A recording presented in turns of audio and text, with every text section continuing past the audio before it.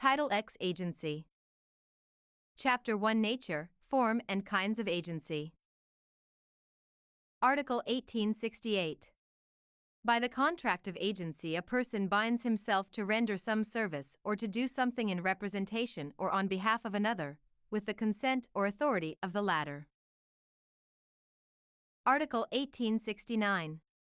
Agency may be express or implied from the acts of the principal, from his silence or lack of action, or his failure to repudiate the agency, knowing that another person is acting on his behalf without authority. Agency may be oral, unless the law requires a specific form. Article 1870. Acceptance by the agent may also be express, or implied from his acts which carry out the agency, or from his silence or inaction according to the circumstances.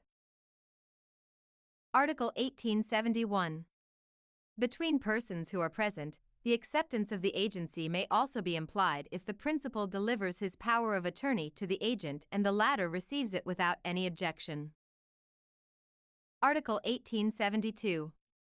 Between persons who are absent, the acceptance of the agency cannot be implied from the silence of the agent, except 1. When the principal transmits his power of attorney to the agent, who receives it without any objection. 2. When the principal entrusts to him by letter or telegram a power of attorney with respect to the business in which he is habitually engaged as an agent, and he did not reply to the letter or telegram. Article 1873. If a person specially informs another or states by public advertisement that he has given a power of attorney to a third person, the latter thereby becomes a duly authorized agent, in the former case with respect to the person who received the special information, and in the latter case with regard to any person. The power shall continue to be in full force until the notice is rescinded in the same manner in which it was given.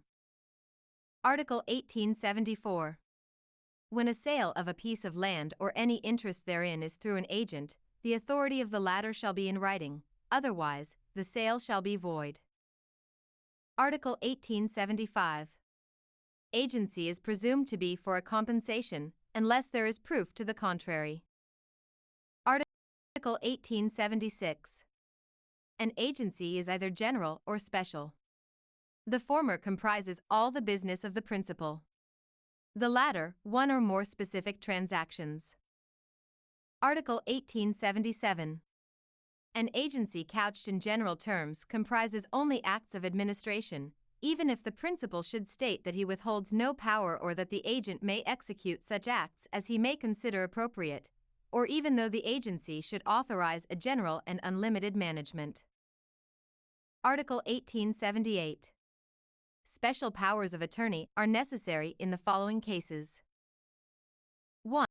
To make such payments as are not usually considered as acts of administration. 2. To effect novations which put an end to obligations already in existence at the time the agency was constituted. 3. To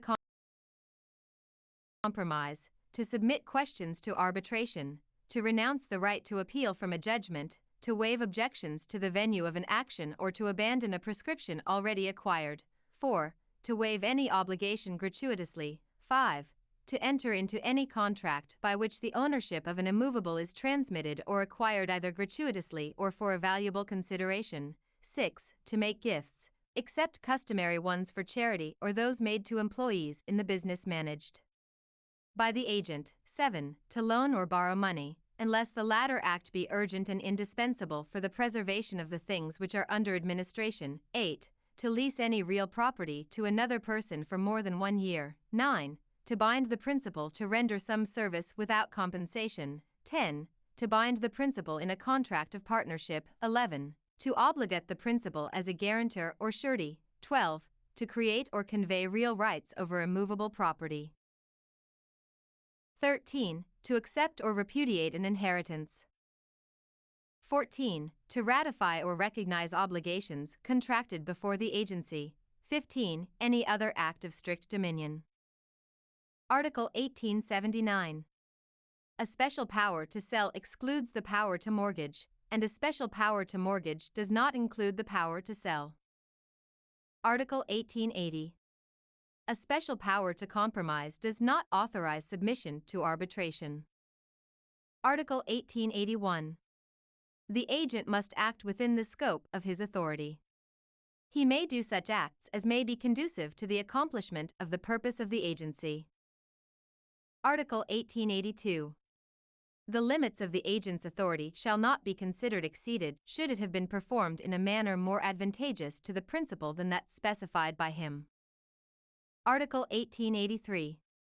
If an agent acts in his own name, the principal has no right of action against the persons with whom the agent has contracted, neither have such persons against the principal. In such case, the agent is the one directly bound in favor of the person with whom he is contracted, as if the transaction were his own, except when the contract involves things belonging to the principal. The provisions of this article shall be understood to be without prejudice to the actions between the principal and agent.